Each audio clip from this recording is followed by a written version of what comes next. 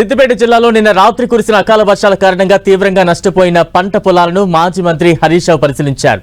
వడగండ్ల వాన కారణంగా నష్టపోయిన రైతులను ప్రభుత్వం ఆదుకోవాలని హరీష్ రావు డిమాండ్ చేశారు. వ్యవసాయ శాఖ అధికారులు క్షేత్రస్థాయిలో పర్యటించి నష్టపరిహారాన్ని అంచనా వేయాలని సూచించారు.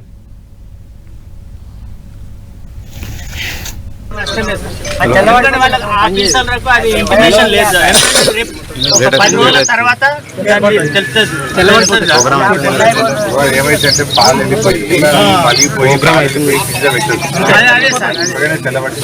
అది కూడా డిపార్ట్మెంట్ పరంగా అకాల వర్షాలతోని ముఖ్యంగా వడగళ్ల వానబడి చాలా గ్రామాల్లో కూడా పంట నష్టం జరిగింది.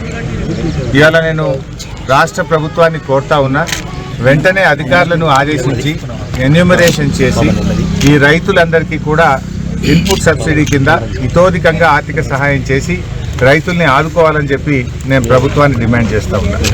ఇవాళ కాంగ్రెస్ ప్రభుత్వం అడుగడుగునా రైతులకు దగా చేసింది. వరంగల్ డిక్లరేషన్లో చాలా మాటలు రైతుల కోసం చెప్పారు. ఒక్కటి కూడా వరంగల్ డిక్లరేషన్లో చెప్పింది అమలు కాలేదు. బోనస్ బోగస్ అయిపోయింది. బోనస్ అనేది బోగస్ మాటలు మాట్లాడారు. ఇవాళ బోనస్ గురించి మాట్లాడతలేరు.